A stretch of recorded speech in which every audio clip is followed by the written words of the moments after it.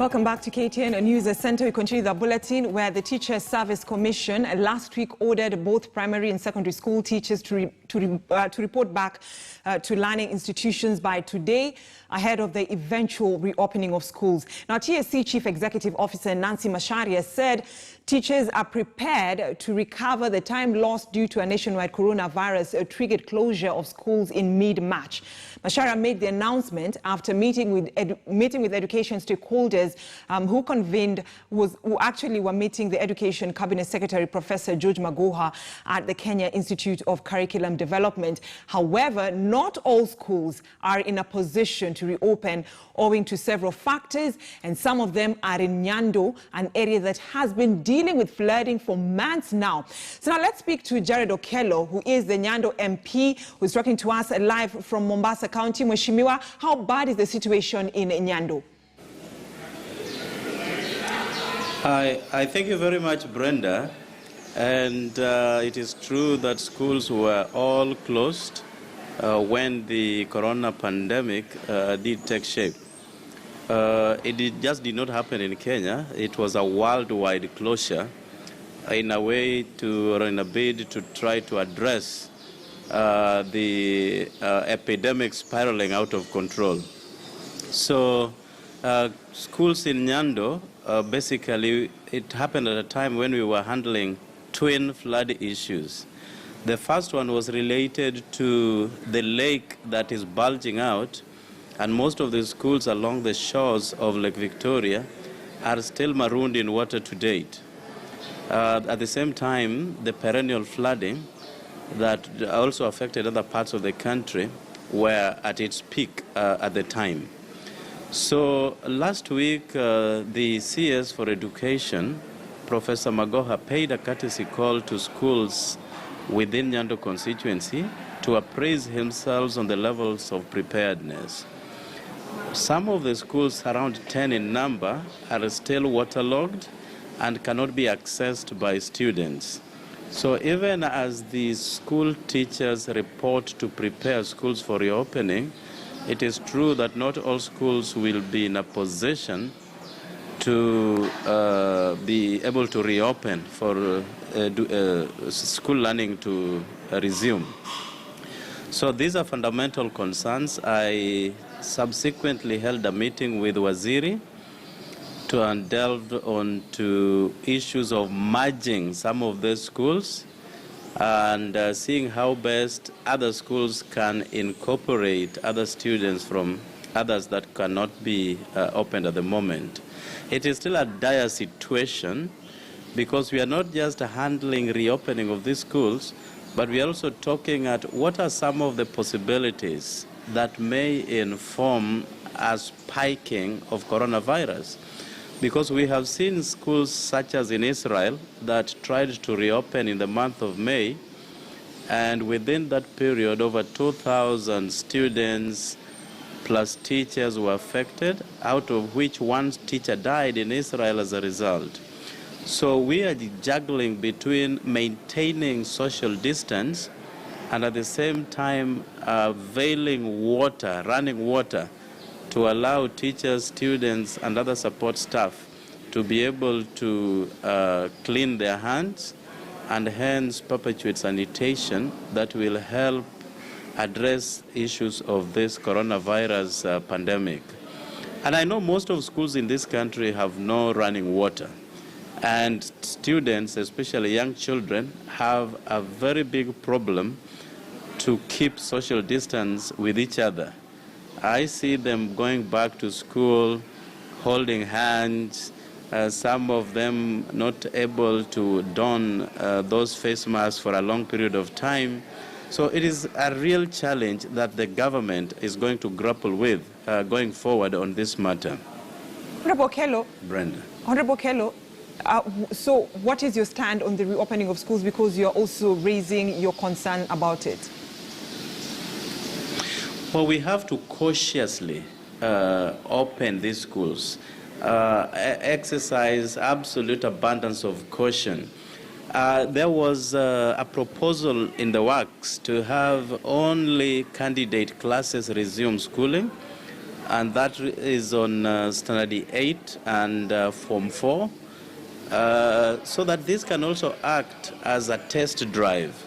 You are not going to bring back everybody in school at the same time, and assuming one student, is affected or infected by this pandemic, you can imagine the amount of students and the amount of teachers and the community transmission that will come with this, and the number of deaths that can be registered courtesy of that kind of infection.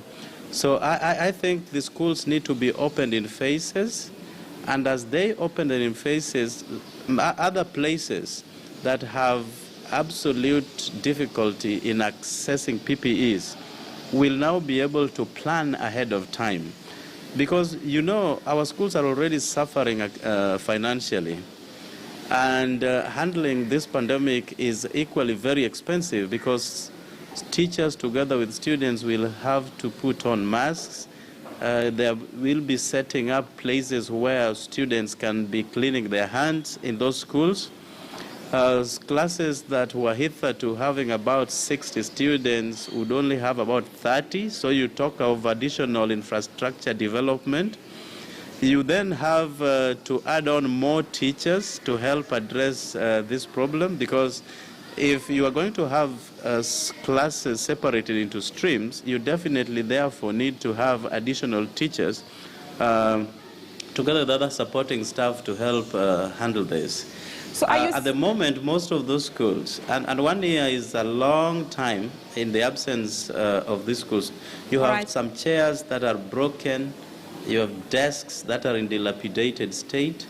So this has presented a big challenge that goes deep into the financial capacity of this country. All right. So, but are you comfortable? Are you comfortable with the measures that the Ministry of Education and TSC have put in place in order for the schools to be reopened?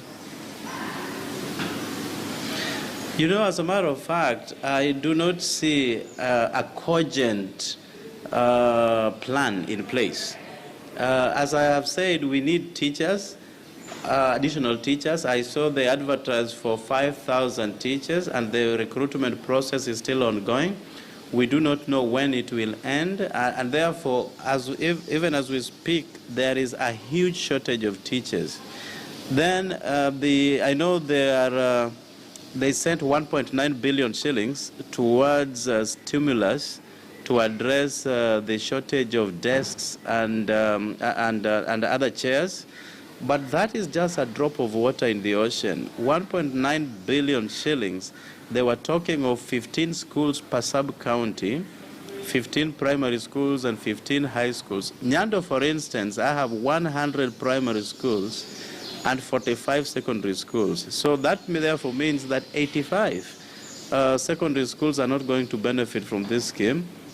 And equally, 30 schools are not going to benefit from a secondary standpoint. All right. So what the government is putting in place in the name of preparedness is nothing to write home about. All right. So let's go back, Honorable Okello. Allow me to take you back to the initial discussion about flooding in Nyando, and you're talking about, you said about 10 schools that have been affected by the flooding, and you're talking about merging the schools. So take us through that line of how the merging will be done, because you're looking at candidates who are probably in one sub-county who would probably trek for long distance to go to another school, should their schools, be merged together with other schools. True, Brenda, it is a glim picture. And this is unprecedented in two fronts. Unprecedented that, one, we've never had this pandemic before of such a humongous proportion. And then number two, we've never seen the lake at least bulging out and trying to reclaim what is purported to be its former land. So in Nyando, we are really, really under total distress.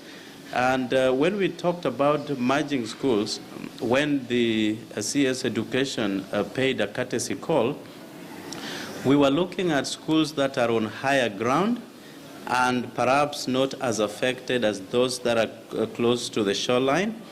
And we said we can have the schools that are still marooned, have students move to the other school. But again, also in the works is looking at how to completely close these schools that have been affected by the lake coming out.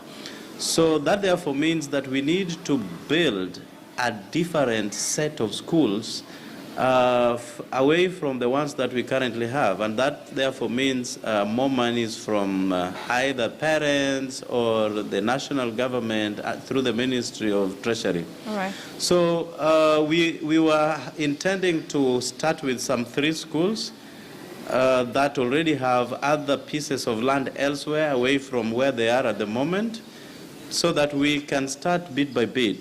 Start by building 1 school to completion as other students move to the other high ground schools. All right. Just as you correctly said, the issue of distancing will be an issue. You have very young kids, probably grade 1 or grade 2, walking 4 or 5 kilometers to get to the next school. It's a punishment meted on these people or met on these children that is totally unmerited. All right. But, when a situation such as this calls for contingency measures, then we have absolutely no recourse but to follow that which the Ministry of Education is proposing, Brenda. All right, and as we finish this conversation, Honorable Okello, talk to us about the humanitarian aid that your constituency actually giving the affected families, because it's not only schools that have been affected. Families have lost, probably property, and some have been displaced because of flooding. Well, thank you. National Government Constituency Development Fund, which is the only available fund meant for constituencies, operates in a very unique way.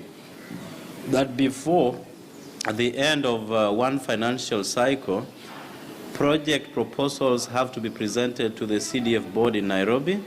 They have to be approved, and therefore any sort of funding goes directly to what had been hitherto planned. So the pandemic, together with the flooding, came at a time when the financial period of 2019-2020 had already been budgeted for and sent for approval. So that therefore means that there was no any other extra funding that was going to address issues of flooding. And that is why, in collaboration with the national government, the Ministry of Devolution and Asal, under the stewardship of Honorable Eugene Wamalwa, has been able to provide adequate amount of food to the flood-affected families in Nyando constituency. Food and other food items such as blankets, nets, tents, and many other things. Right. And the families that are also living along this shoreline that have been affected heavily by the flooding are still living in camps even now as we speak. And the county government has also, to some extent, chipped in to help address the issue of foodlessness. And the Red Cross is also on the ground doing a splendid job. UNICEF is also there on the ground, also helping cushion these families from adverse effects. All right. So it has been a multi-pronged approach to help address these issues of flooding. All right. And that therefore brings into focus the need to have CDF have a specific kitty and provision for such adverse effects on our communities. All right. Thank you so much, Honorable Jared Okello, Member of Parliament for Nyando constituency that has been affected by flooding, affecting 10 schools, even as the government plans to reopen schools on the 5th of October, with teachers reporting to school today.